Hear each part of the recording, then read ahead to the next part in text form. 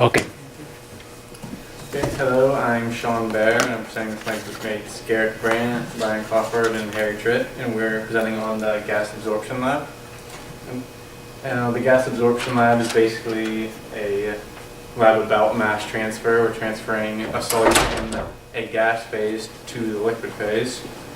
And as most mass transfer, this is driven by the concentration gradient in the gas and liquid phase.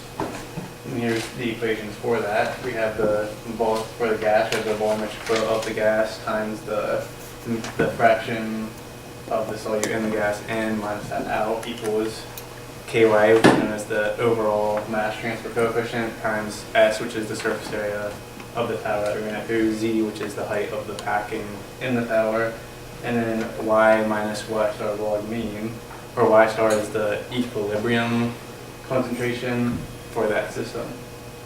And then with liquid, it's similar, but we change it to the fractions in the liquid. Now, we can know all of these from our monitoring devices for it, except for those Y stars, which we find using Henry's law, which is Pi equals H times the mole fraction in the liquid phase. And it's more frequently shown as in the form of Y star equals H over the pressure of the system times Xi, and for the water system, H over P was 1368 atmospheres per mole. And this is what a Henry's law chart looks like, and what we used for the water system to find those solar values. And here you can see we find the concentration in the liquid phase on the bottom here, which we got by, since we knew the mole fractions in the gas phase going in and out, we could reasonably assume that all of that CO2 that now disappeared from the gas phase is now present in the liquid phase. So if we get that mole fraction there, and then by going up onto this line, we could find what the corresponding equilibrium value for the gas is. However, the NaOH system, which we also ran in addition to the water, it was somewhat different in that NaOH, it doesn't just absorb this CO2 that we're absorbing, it also reacts with it since it's a base. CO2 is an acid gas. So one of the possible reactions that could be occurring is this one here, forming a sodium carbonate type of thing. And so because of this, the concentration of CO2 in the NaOH is always kept reasonably low, and for our purpose we even assumed it was basically zero. And because of that, we always had a higher concentration driving force with the NaOH than the water. And we also had to use a different equation for the concentrations involving NaOH, which you see down here. Notably, it doesn't have those equilibrium values. And to Brian for the talk of the apparatus and the actual experiment itself. All right, to start off, we used a vertical column, which was 4 inches in diameter. This column had 120 inches of packing material, which we called Rashid rings for our modeling, which were just tubes that were cut up in about 1-inch sections. Water or sodium hydroxide was able to be pumped into the top of the column, and then gravity trickled it down over the rings, making the surface area much larger. The gas inlet was at the bottom, and this gas was then flowing vertically towards the top. The flows were all monitored and regulated with rotometers and valves, and we could fairly consistently control them. The NaOH tank was used for recycling off the bottom of it, and we assumed that that was a constant concentration for the entire run. The inlet and outlet gases were monitored for carbon dioxide and for oxygen content on the computer. And then this is our apparatus. Wow. Animated. And what we have here at the top with the liquid, we have a simplified version of the valves, where the water could be turned on and float up through the rotometer through the top, or the water could be shut off, and then the sodium hydroxide could then be pumped from here all the way up to the top, also through the same rotometer. The top section was a heat exchanger with a glass pipe swirling through it, and so is this bottom right here. And that we considered had no effect. We only modeled it over the 120 inches of the packed bed material. The gas end was down here, and it flowed up and out the top. And the water, when we ran water, it was simply redirected down and into the drain, whereas the sodium hydroxide was recycled, so we didn't have to waste any. During our experiment, we had to make sure that the bottom of this U-tube was full, at least up to this point, so that way whenever we ran the air did not simply flush through and out the bottom, and we could still get a reading for it. Also, our pressure readings were taken from a digital manometer down here at the bottom, and then we could also measure the height difference in the liquid, which we did not actually use. We used the manometer reading instead. For week 1, we had water, and we turned it on, filled up the bottom of the U-tube, just like I explained earlier.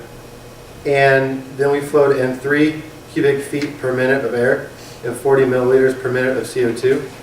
And we ran that until we got a nice steady base reading.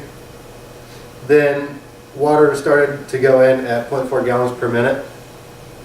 And the flow rates were measured with a graduated cylinder manually at the bottom, where we had a stopwatch and we measured the time it took to get a certain volume. The pressure and temperature were recorded throughout the experiment, and the flow rates of water were then doubled to 0.8 gallons per minute, and the previous steps were again repeated.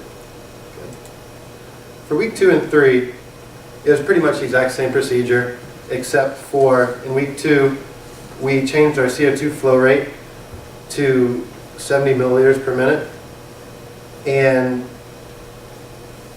we just ran it like that with all the same values other than those. And then week 3, we kept all the same measurements for week 2, except we changed our sodium hydroxide solution instead of the water. The samples from the tank and outlet were taken and titrated multiple times throughout each experiment. But again, they were assumed to stay constant. The tank was assumed to stay constant pretty much the entire run. All data was recorded by either hand or from the data logger. Also, for the sodium hydroxide solution, the pump had to be primed, which we ran into a little bit of trouble there, getting all of the air out of the pump before we started it. And now we are going to talk about data with Eric. All right. This first graph here is our data from week 1, where we had 40 milliliters of CO2 per minute pumping through it with the water system. The top is the percentage of O2 in the gas streams, and the bottom is the CO2. And as you can see, where these little quick drops are, that's when we're switching from inlets to outlets. The main thing you can notice is that there's hardly any difference between like the peaks and the valleys, where it would be the inlet and the outlet. So like here, for example, this would be inlet concentration where you have higher CO2, outlet would be down here. But the main thing is that it's very difficult to see any difference, so you can almost say that there's almost no CO2 being absorbed through the water system. Let's go to the next one. This is week 2, where we have 70 milliliters of CO2 being pumped in. And you can see that the baseline of CO2 jumped up from about 5% to about 7%. And this graph shows that you can tell even less when the inlet and the outlet is being measured. There's almost no discernible difference between the percentage of CO2. So finally, we go to the NaOH system, and it's very clear when we're measuring the inlet and the outlet. So in the beginning, we're measuring the inlet of CO2, and then when we use the outlet, it drops significantly because more of the CO2 is reacting with the NaOH, so that takes the CO2 out of the gas phase. And you can see when we switch back to reading the inlet, reading the outlet, and then back to inlet. So once we had this raw data we calculated our KY prime A's and K prime XA's.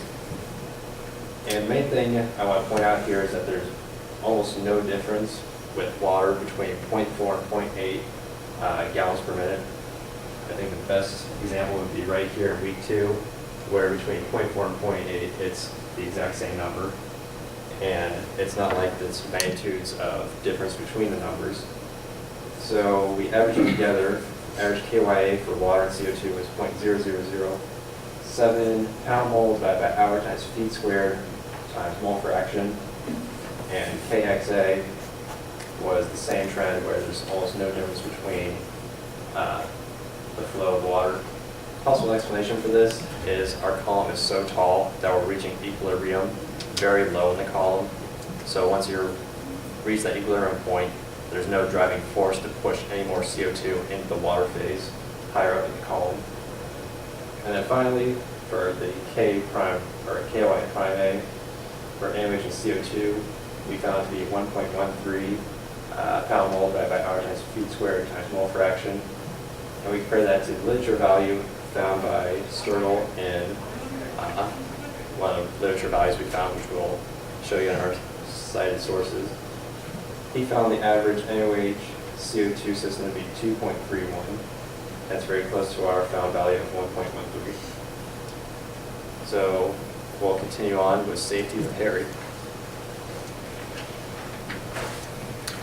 All right, safety.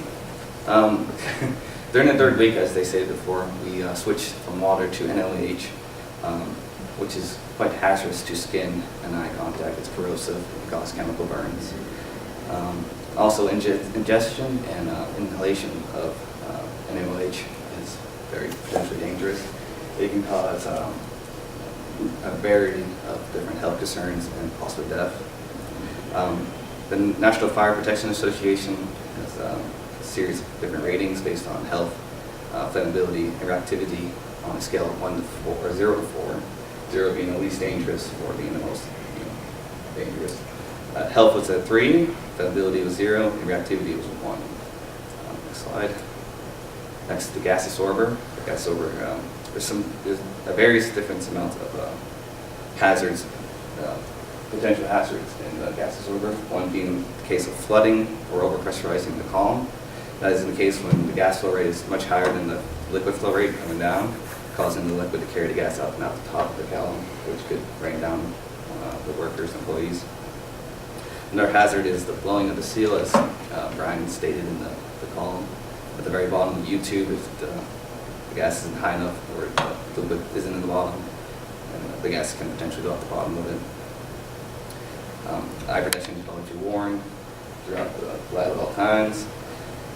Using the right protective clothing and handling of dangerous, using the right protective clothing like gloves and lab coats should be used when handling potentially dangerous chemicals. Last but not least, the conclusion. NaOH is more effective absorbing CO2 than water was, as shown in the graphs. However, NaOH is consumed throughout the process, so it must be regenerated or added to the system from time to time.